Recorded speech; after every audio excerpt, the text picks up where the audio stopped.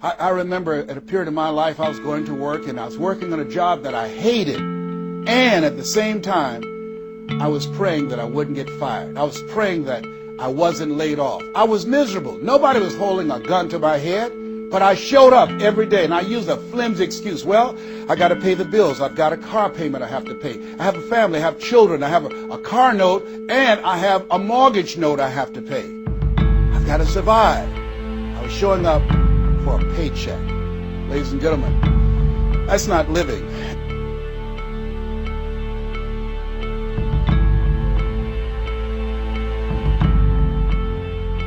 Don't see yourself as a victim, and it's hard. It's hard. Changing your life is hard. Getting up, working when you're in pain is hard. It's hard. It's hard. Working when you are trying to make something happen for you and the family, and you go home and you're facing a living hell where you need to refuel and replenish yourself mentally and emotionally and spiritually, and you got a battle in your home base. It's hard to keep the spirit up. It's hard.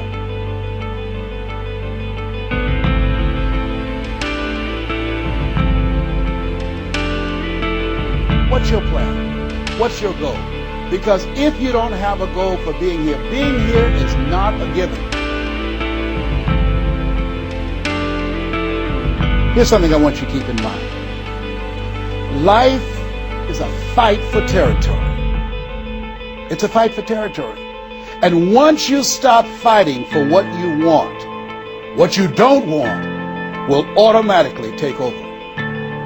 I want you to read that. I want you to memorize that. I want you to put it someplace where you can see it. I want you to keep that in mind. Most people fail in life not because they aim too high and miss. No, most people fail in life because they're just like I was for 14 years.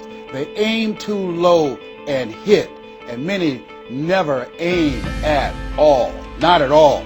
They just go through life surviving. Someone said that many people die at age 25 and don't get buried until they're 65. I was talking to a friend of mine named Rosia, and I said, Rosia, how you doing? And she said, let me tell you something. Life is a mess. I said, girl, what are you talking about? She said, my life is a mess. She said, you know what? She said, I just was sitting up here thinking, I haven't lived. I haven't lived. She said, I've been working hard all my life, paying bills and taking care of my children, and my children are gone, and I've just been thinking, I haven't done anything.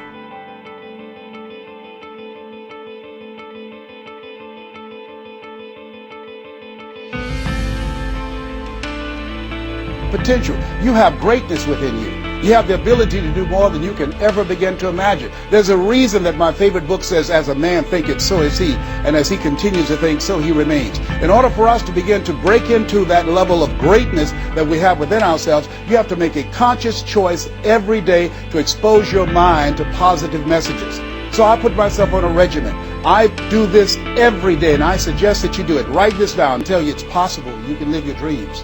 It's necessary that you surround yourself with people you can learn from and grow from, that you write your goals down, you work on them every day, that you have a made-up mind, I am going to make it.